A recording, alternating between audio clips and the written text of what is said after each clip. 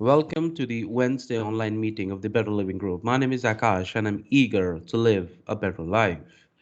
Currently, we are reading from the book Atomic Habits by James Clear, and we are on page number 189. And this is the chapter 20 of this book. We are reading by taking turns, and we suggest to have a hard copy of this book. However, the text to read will be shared during the meeting. Group's preamble. The primary purpose of the Better Living Group is to carry the message to a person who is eager to live a better life. We alter our lives with balanced living. There are no dues or fees for the membership. Guiding principles. Please remember to mute your microphone when not. This is a 45-minute speaking. We will be reading for about 30 minutes, approximately one chapter, followed by personal sharing of the texts. No cross sharing, meaning no direct advice or addressing members by name. I'm going to start the reading and I'm going to pass. Should you feel comfortable, take the turns.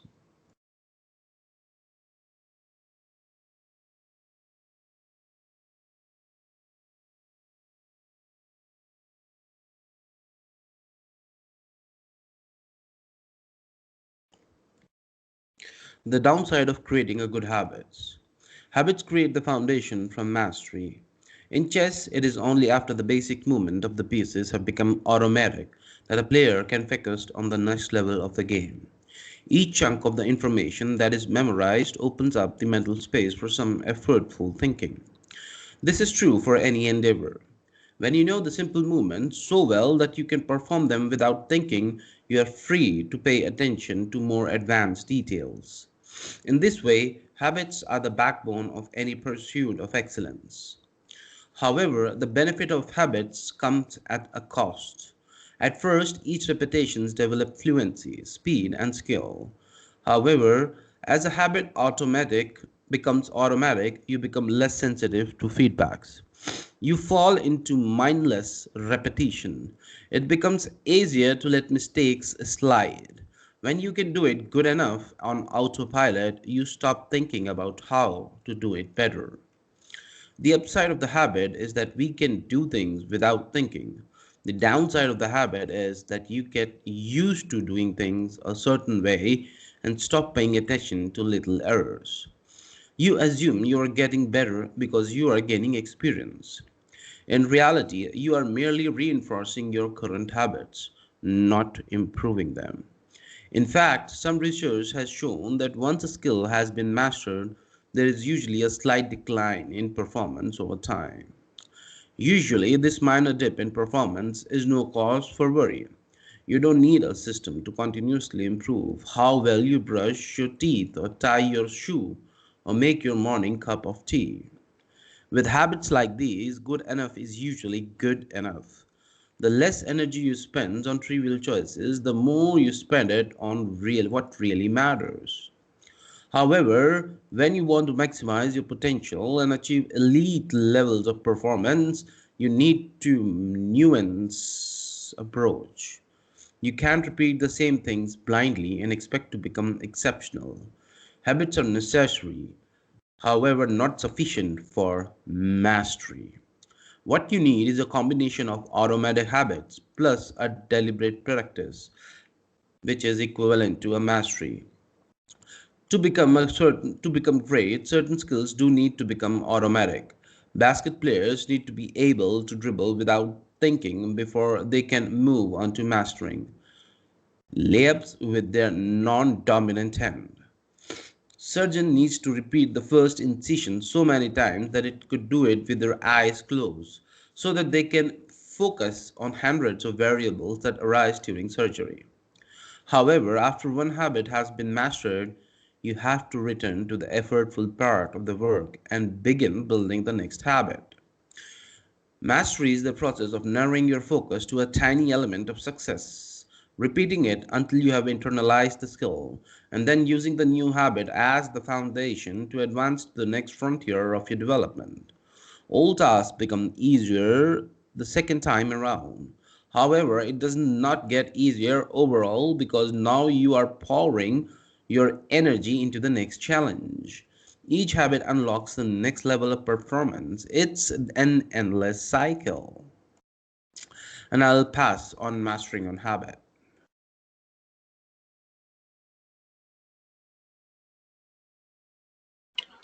Thanks, Akash. I'll continue from here. Mastering one habit.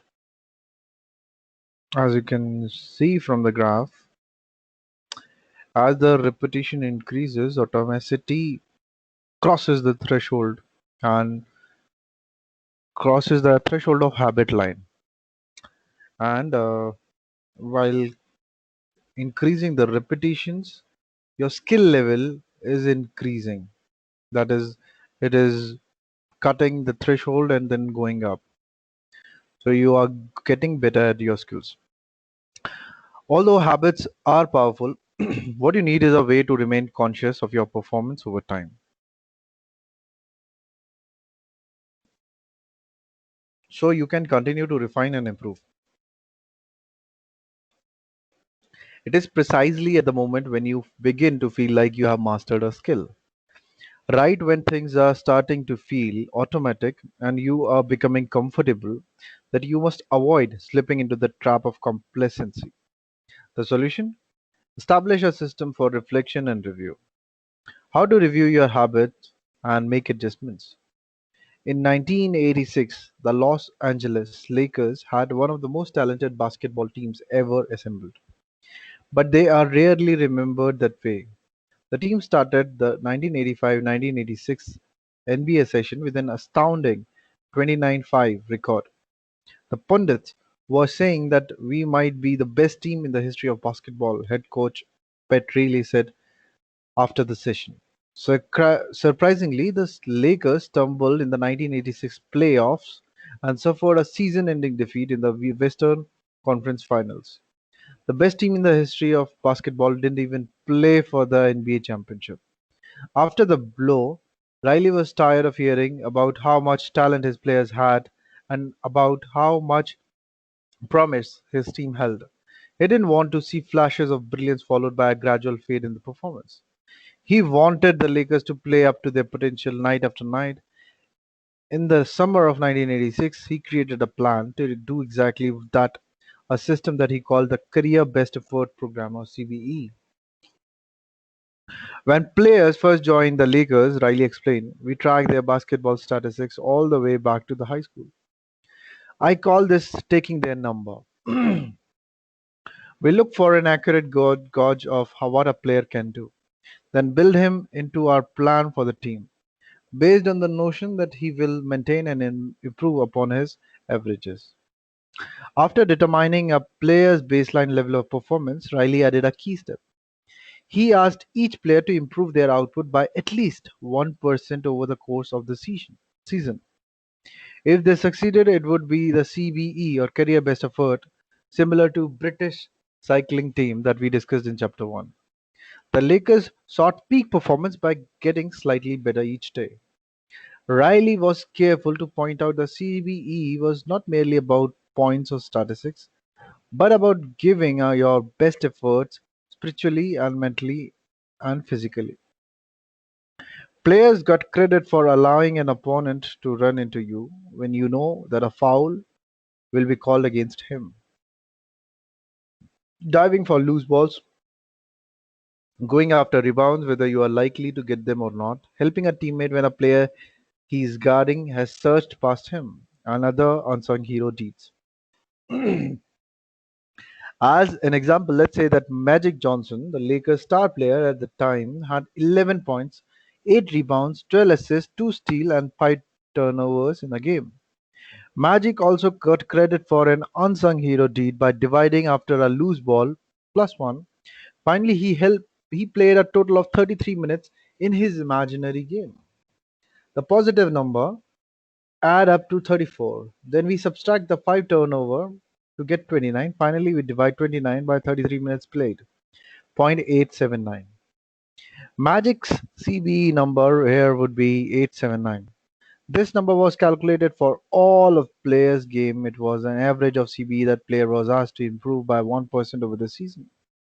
Riley compared each player's current CBE to not only their past performance but also those of other players in the league. As Riley put it, we rank team members outside the league opponents who play the same position and have similar role definitions. Sport writer Jackie Macmillan noted Riley Trump and the top performance in the league in the bold lettering on the blackboard each week and measure them against the corresponding players on his own roster. Solid, reliable players generally related a score in the 600s, while elite players scored at least 800. Magic Johnson, who submitted 138 triple doubles in his career, often scored over 1000. Lakers also emphasized year after year over year progress by making historical comparison of CBE data.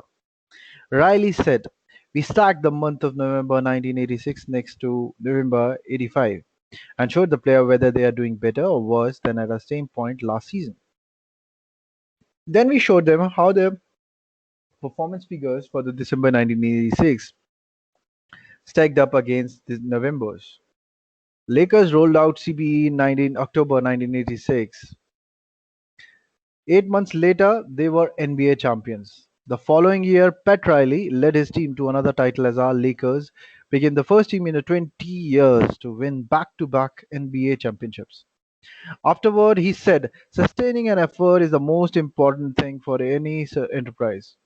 The way is to learn how to do things right, then to do them the same way every time." The CBE program is a prime example of the power of reflection and review. The Lakers were already talented. CBE helped them get the most out of what they had and made sure their habits improved rather than declined. Reflection and review enables the long-term improvement of all habits because it makes you aware of your mistakes and helps you consider possible paths for improvement. Without reflection, we can make excuses, create rationalization, and lie to ourselves. We have no process for determining whether we are performing better or worse compared to yesterday. Top performers in all fields engage in various types of reflection and review. The process does not have to be complex. Kenyan runner Eliud Kipchoge is the one of the greatest marathoner of all time and an Olympic gold medalist. He still takes notes after each practice, which he reviews his training for the day and searches for area that can be improved. Similarly, gold medal swimmer Katie Ledecky records her wellness on a scale of 1 to 10 and include notes on her nutrition and how well she slept. She also records the time posted by other swimmers. At the end of each week, her coach goes over her notes and adds his thoughts. It's not just athletes either. When comedian Chris Rock is preparing fresh material, he will first appear at a small nightclubs dozen of times and test hundreds of jokes.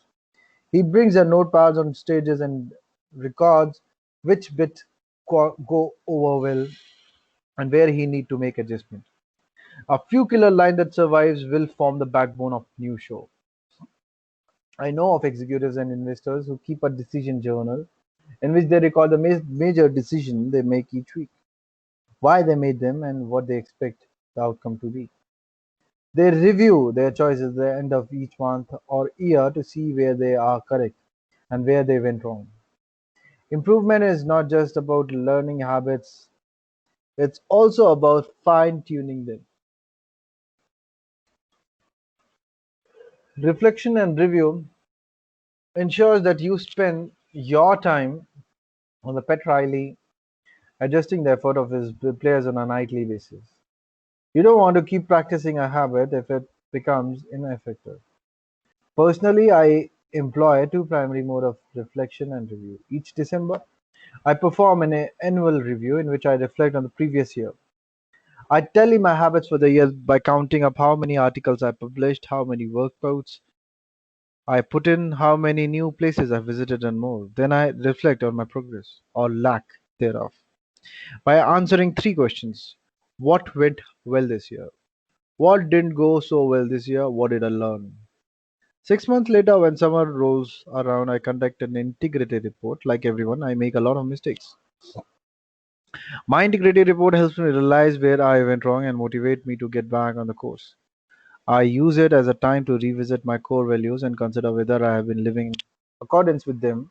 This is when I reflect on my identity and how I can work toward being the type of person I wish to become. My yearly integrity report answered three questions. What are the core values that drive my life and work? How am I living and working with integrity right now? How can I set a higher standard in the future? These two reports don't take very long, just a few hours per year, but they are crucial periods of refinement. They prevent the gradual slide that happens when I don't pay close attention. They provide an annual reminder to revisit my desired identity and consider how many habits are helping me becoming the type of person I wish to be.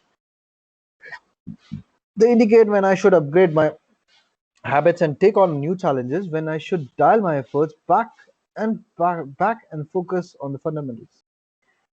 Reflections can also bring a sense of perspective. Daily habits are powerful because of how they compound, but worrying too much about every daily choice is like looking at yourself in the mirror from an inch away. You can see every imperfection and lose sight of the bigger picture. There is too much feedback. Conversely, never reviewing your habit is like never looking in the mirror. You are not aware of easily fixable flaws, a spot on your shirt, a bit of food into your teeth. There is too little feedback. Periodic reflection and review is like viewing yourself in the mirror from a conversational distance. You can see the important changes you should make without losing sight of the bigger picture. You want to view the entire mountain range, not obsess over each peak and valley. Finally, reflection and review offers an ideal time to revisit one of the most important aspects of behavior change: identity. Now, here I would like to stop and pass. Thank you. Thanks, Amrish. That was a very good read. Would anybody else like to take it forward? We encourage the active participation in the group's activities.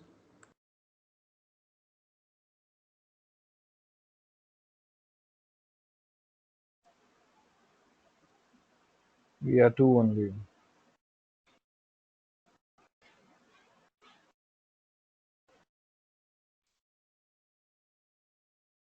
Okay, then I was talking to myself probably. I should take it ahead.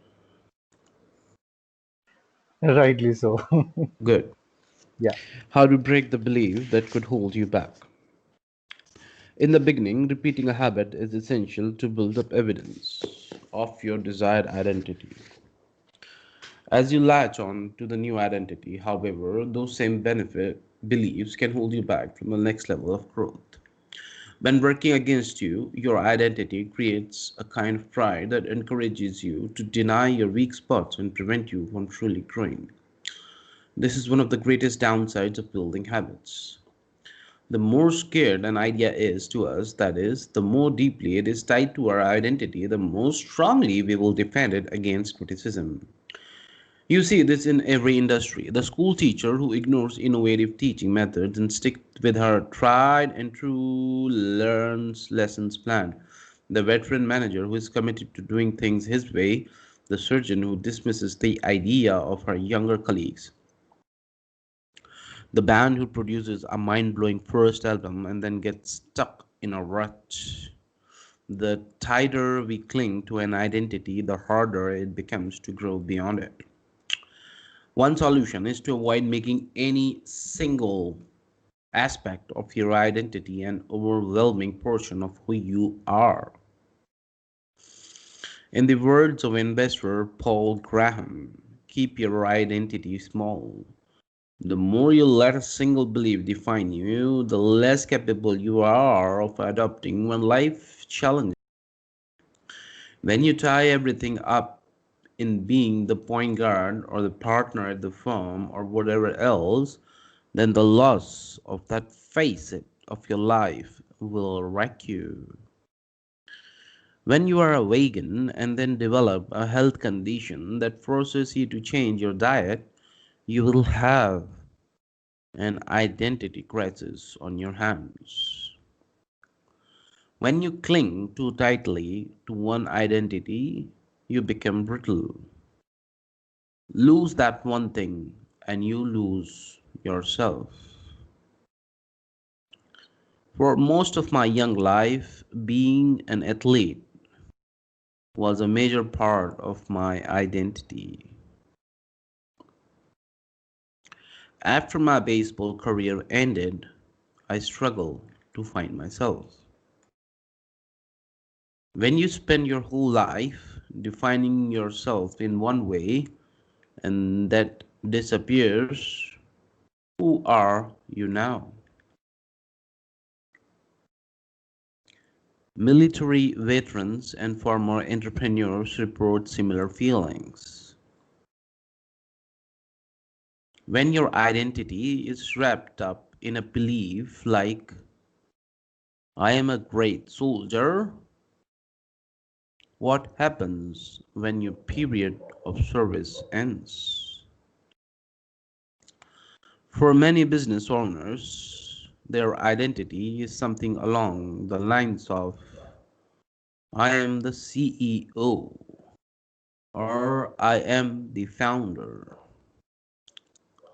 When you have spent every waking moment working on your business, how will you feel after you sell the company?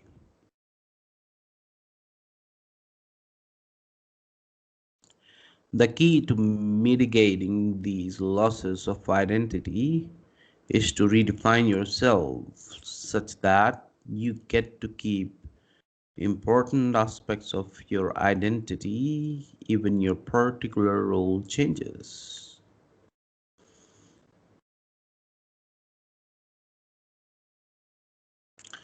I am an athlete becomes I am the type of person who is mentally tough and love physical challenge. I am a great soldier transforms into I am the type of person who is disciplined, reliable, and great on a team. I am the CEO translates to I am the type of person who builds and create things. When chosen effectively, an identity can be flexible rather than brittle, like water flowing around an obstacle. Your identity works with the changing circumstances rather than against them. The following quote from the Tao Te Ching encapsulates the idea perfectly. Men are born soft and supple, that they are stiff and hard. Plants are born tender and pliant, that they are brittle and dry. Thus, whosoever is stiff and inflexible is a disciple of death. Whosoever is soft and yielding is a disciple of life. The hard and the stiff will be broken. The soft and supple will prevail.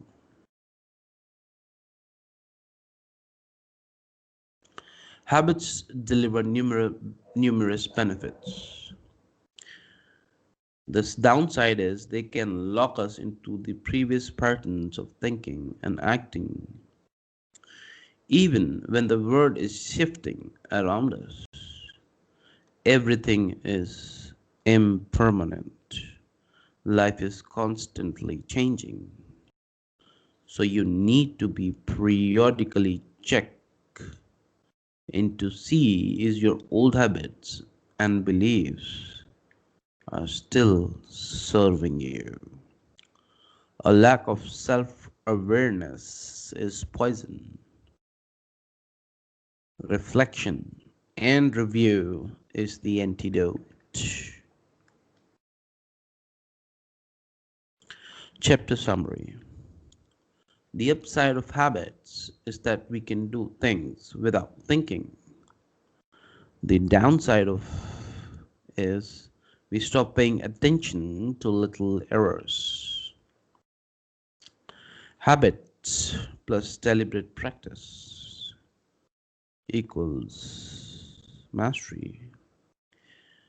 Reflections and review is a process that allows you to remain conscious of your performance over time.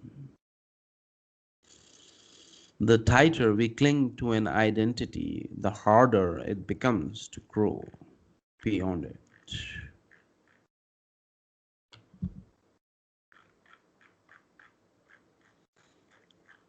And that concludes the reading part of this session.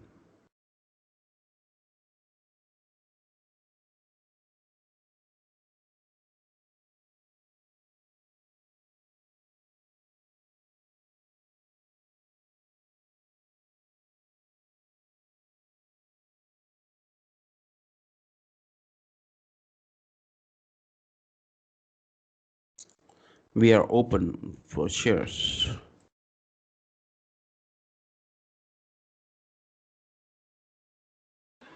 Thanks, Akash.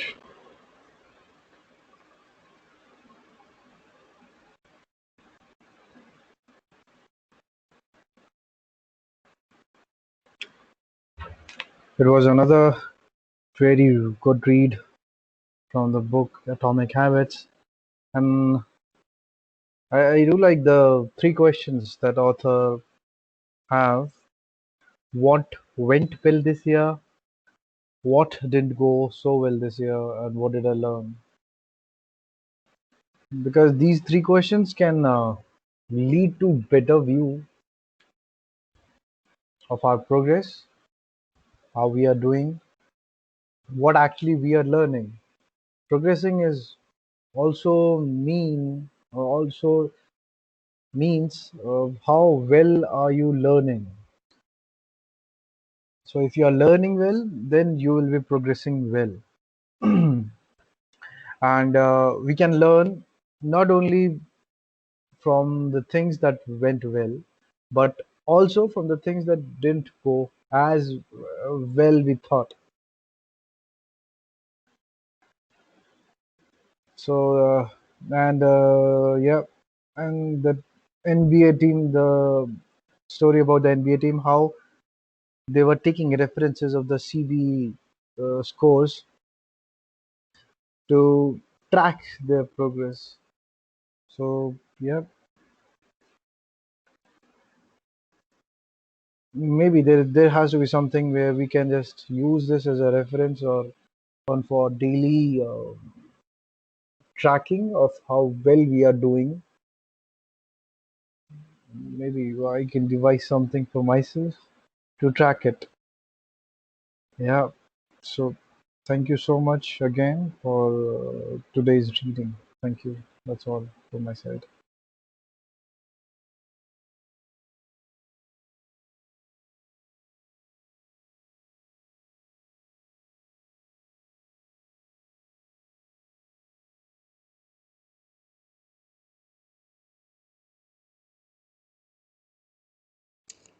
Thanks, Amrish. That I think I am really proud of myself. I am really proud of what my holy father has made me, and I love this feeling. I love this utopia, this tranquility.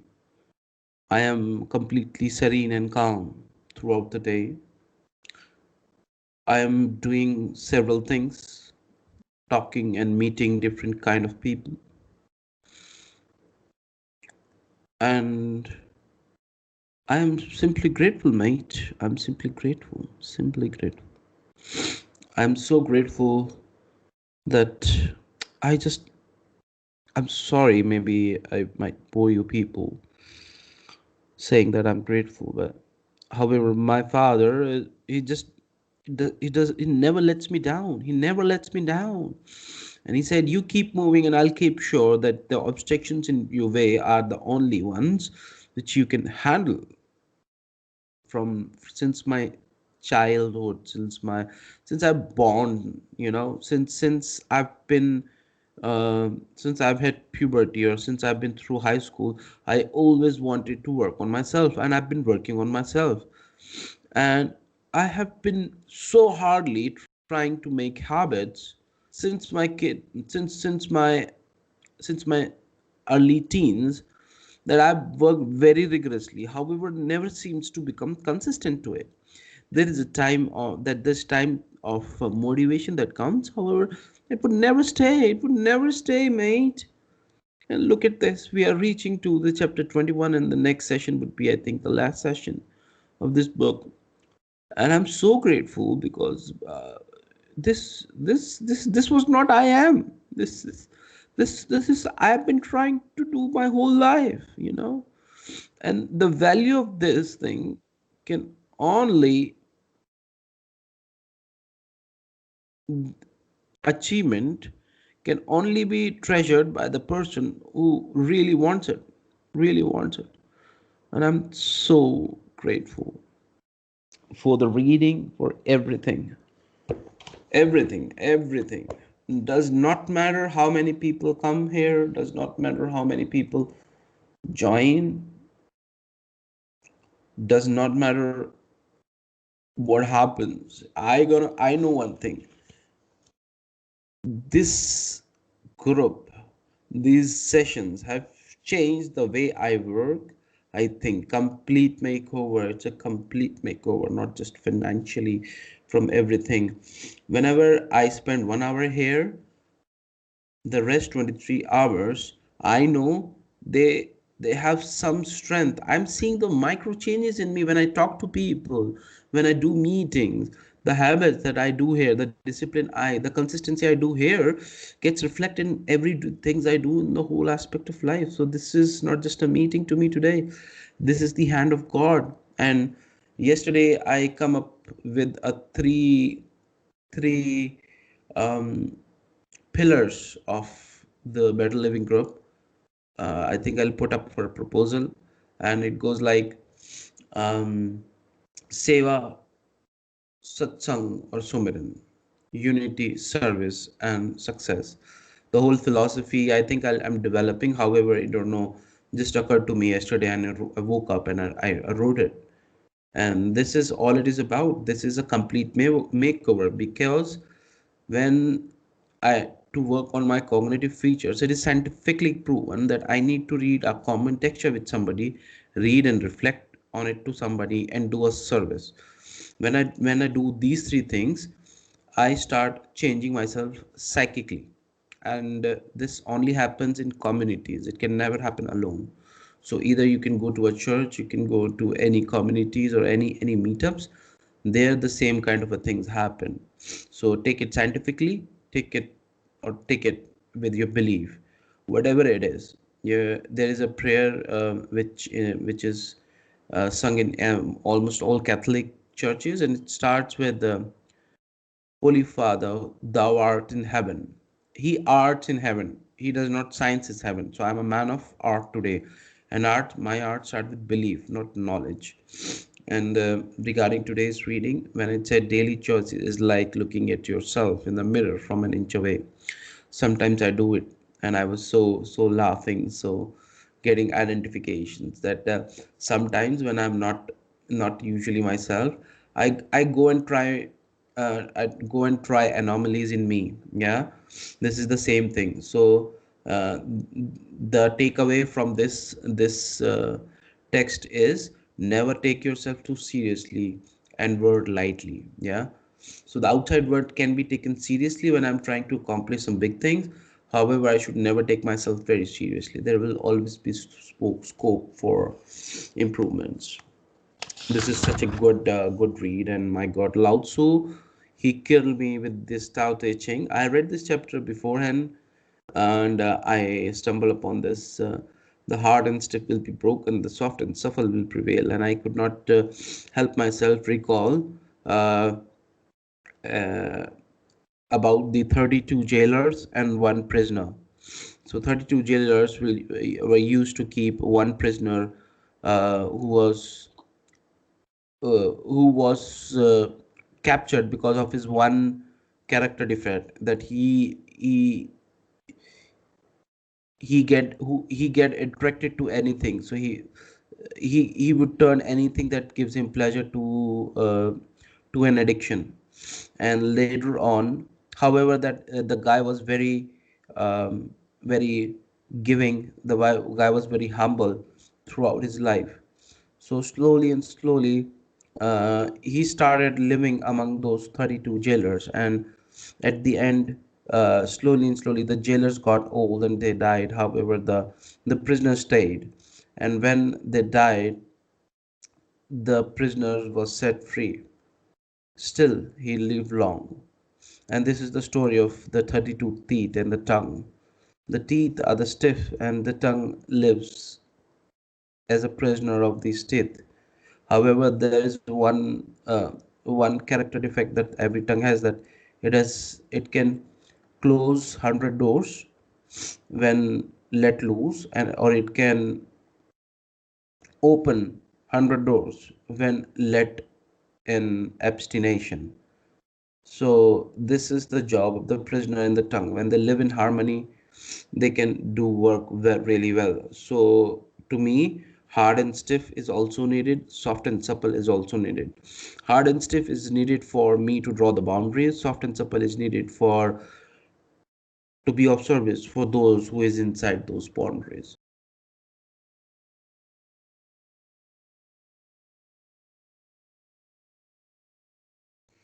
So I'll conclude my sharing at this note. I'm really grateful that I'm doing this today, and I'm really, really grateful that all that is good in my life that I always wanted, I'm doing right now, and I've already accomplished in a minor way many things. So that concludes the sharing part of this meeting. The next meeting of this group is on Friday, 0700 hours Indian Standard Time. You can access the recording of this session later on YouTube. Please ask me for more details after the meeting. Let's conclude with a prayer of my favorite choice, and this prayer I devised, and there was a lot of distractions, and I could not focus on my work because I was doing so many things in parallel and before and after, that I prayed God to make me an SMP. An SMP is a single-minded person who is a GTD, who get things done by accomplishing MIT, which is most important task first, and becoming a MIA, man in action, and also becoming uh, in the process it becomes ROA, result oriented personality. So it goes like this, and you can repeat the prayer after me with your mics on mute or whatever you'd like, whatever helps soothe your soul and brings you tranquility. Do it or don't do it. It's your wish. This has helped the people who come to this meeting, and we're gonna start with who kept us alive today. Holy Father, thank you for your grace. Today, grant me the ability to work when working, to play when playing, to eat when eating, to sleep when sleeping, and to pray when praying. Holy Father, allow me to become a single minded person. Allow me to do the work with passion. Allow me to have the progressive mindset. Allow me to deliver. Holy Father, just for today, Father, please make execution my worship. Thank you. Thank you, everybody who's come and joined. That concludes the today's meeting of the Better Living Group of Tuesday, 0700 hours to 0745 hours IST. Thank you, Akash.